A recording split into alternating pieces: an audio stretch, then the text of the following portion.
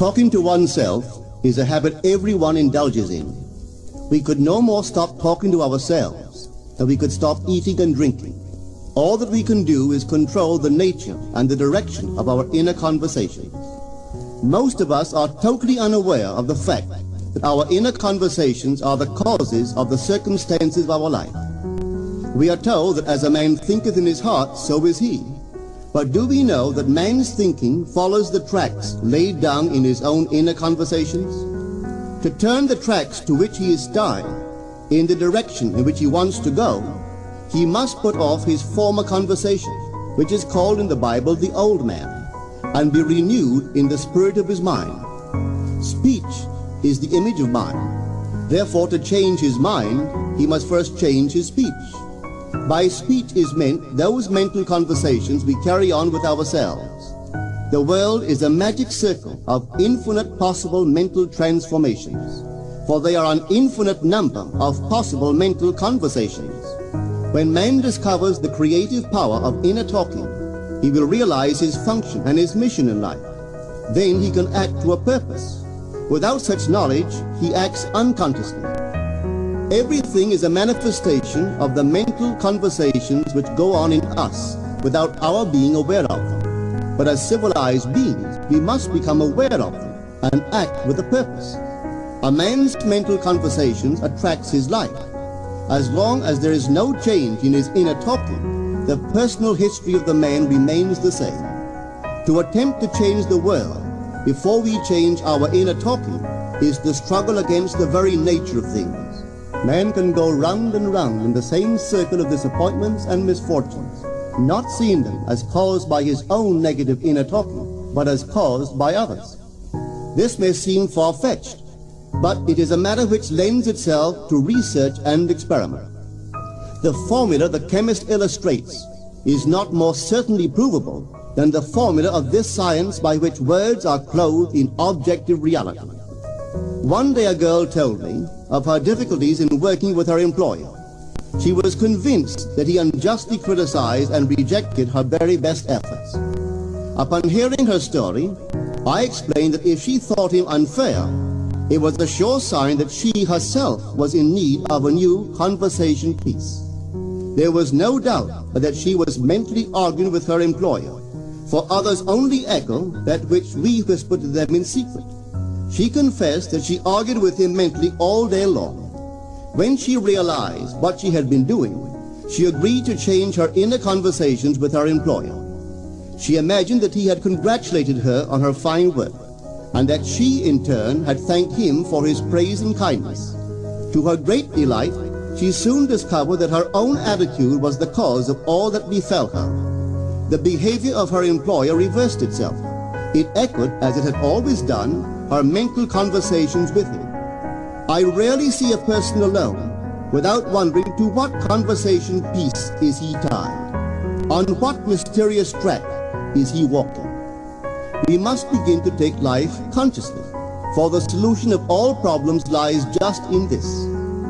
The second man, the Lord from heaven in all of us, is trying to become self-conscious in the body, that he may be about his Father's business. What are his labors?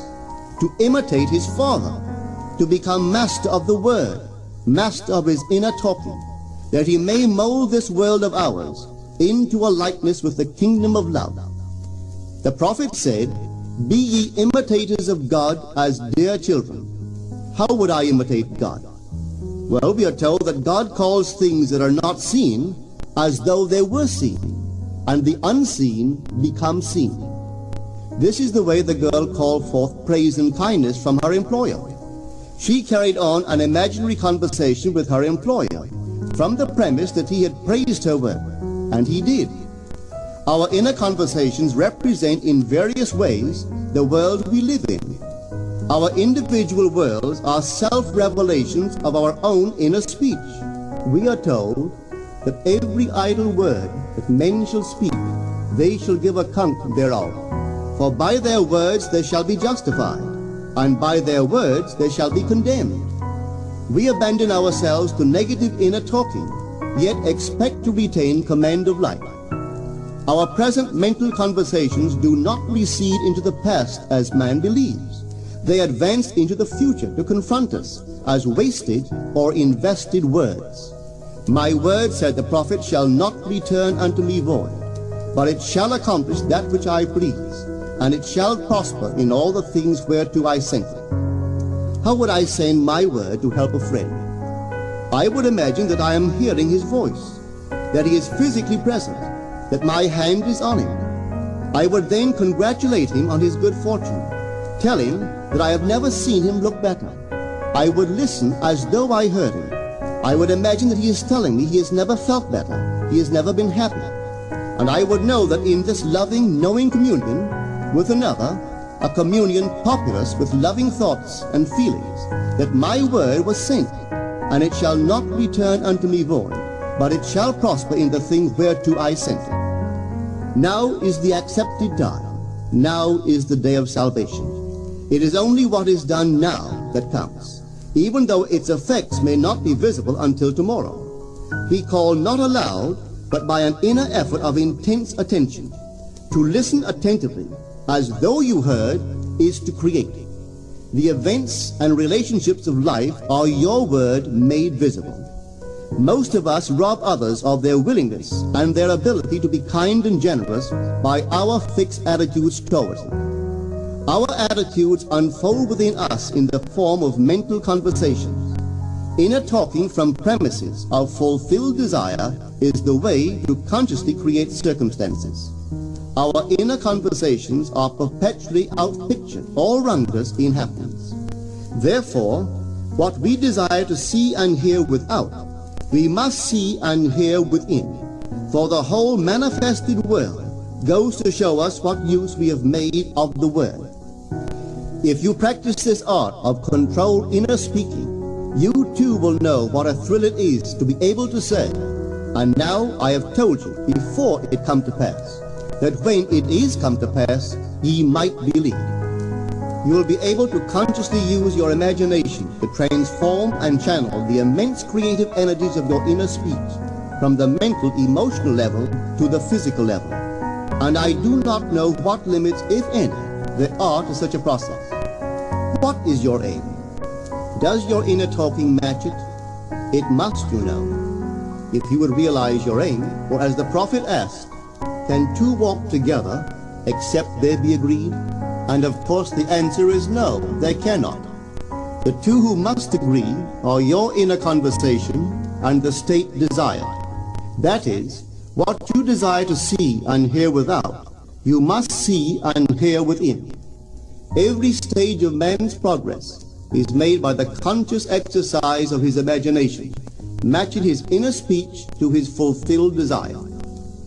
As we control our inner talking, matching it to our fulfilled desires, we can lay aside all other processes.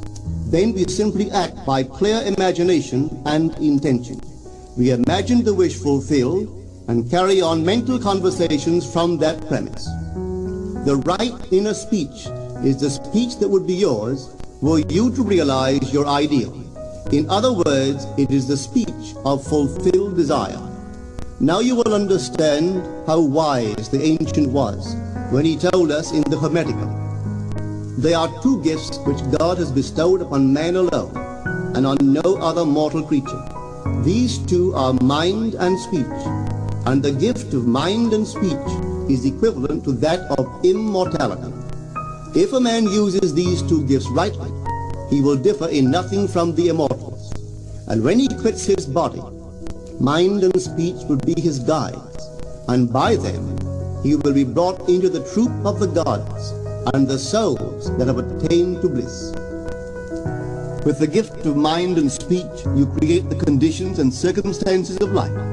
In the beginning was the Word, and the Word was with God, and the Word was God. The Word, said Hermes, is Son, and mind is Father of the Word. They are not separate one from the other, for life is the union of word and mind. You and your inner talking or word are one. If your mind is one with your inner conversation, then to be transformed in mind is to be transformed in conversation. It was a flash of the deepest insight that taught Paul to write, "Put off the former conversation, the old man, which is corrupt, and be renewed in the spirit of your mind. Put on the new man."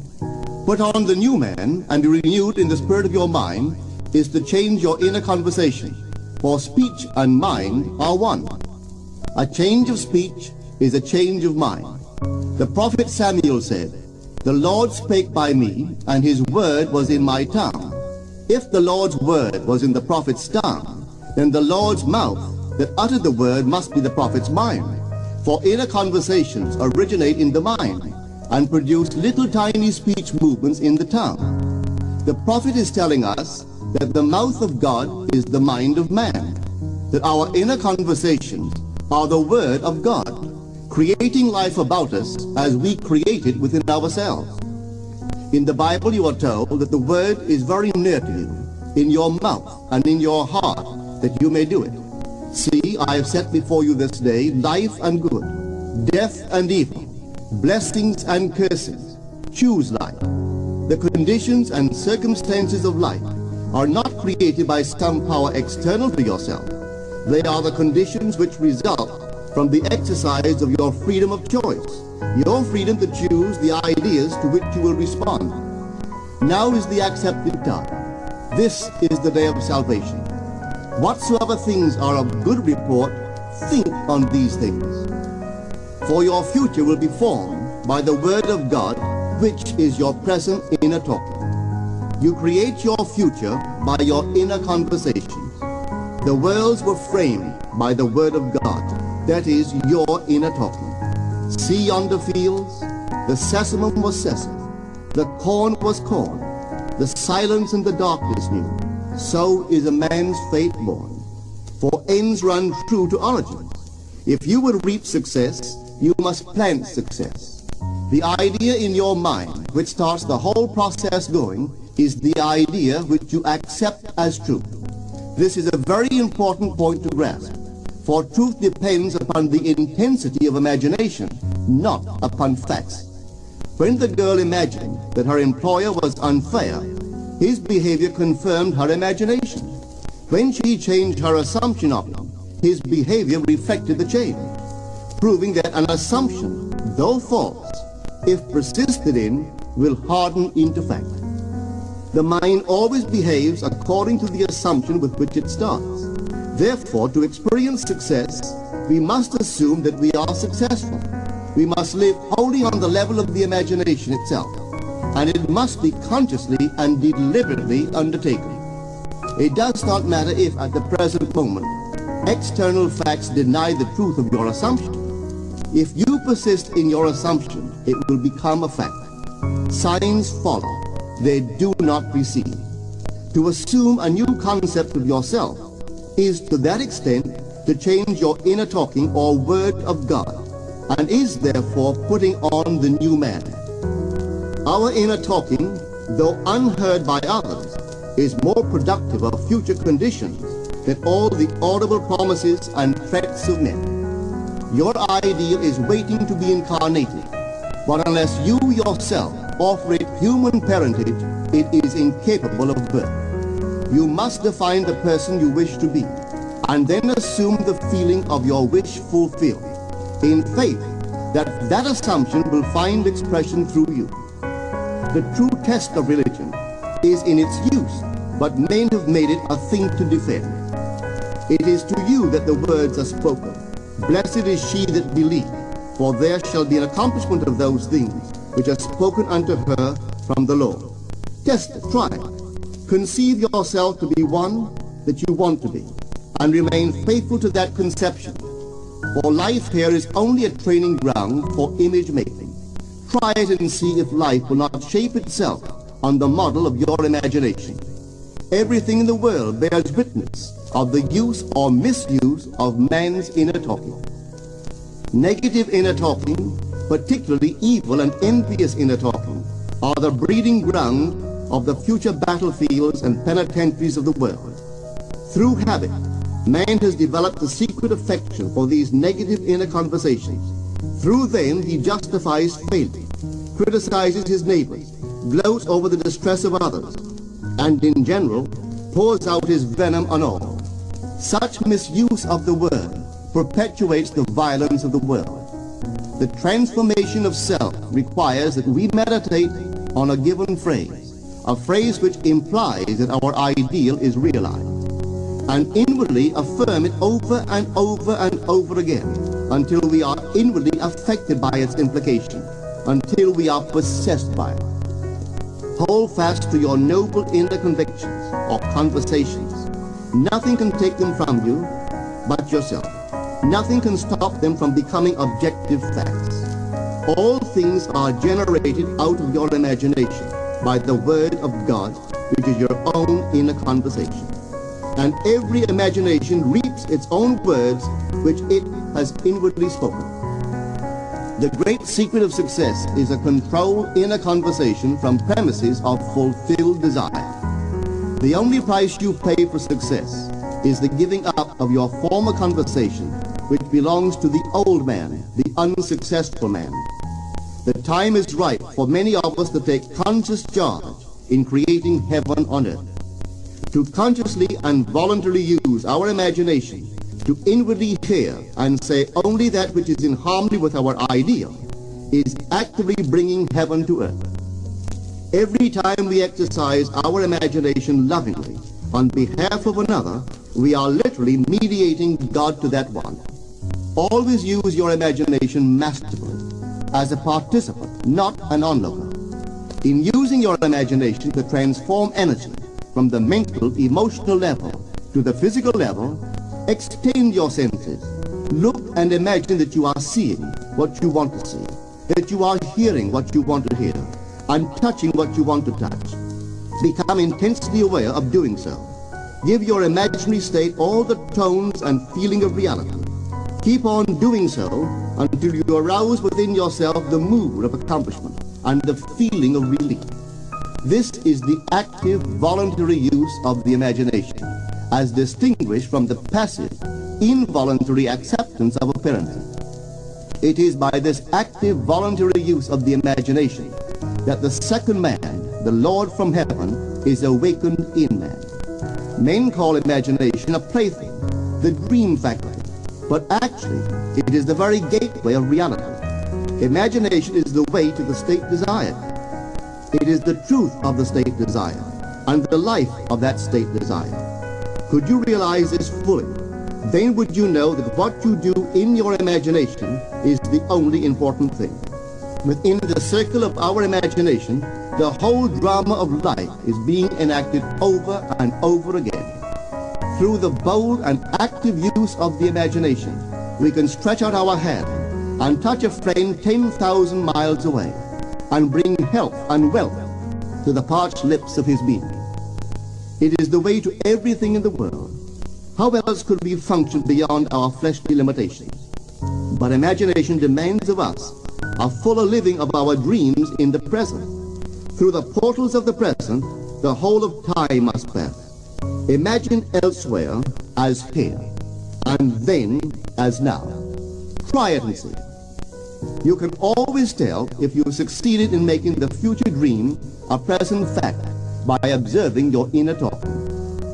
If you are inwardly saying what you would audibly say, were you physically present and physically moving about in that place, then you have succeeded. And you could prophesy from these inner conversations and from the moods which they awaken within you what your future will be. For one power alone makes a prophet, imagination, the divine vision. All that we meet is our word made visible, and what we do not now comprehend is related by affinity to the unrecognized forces of our own inner conversations and the moods which they arouse within us.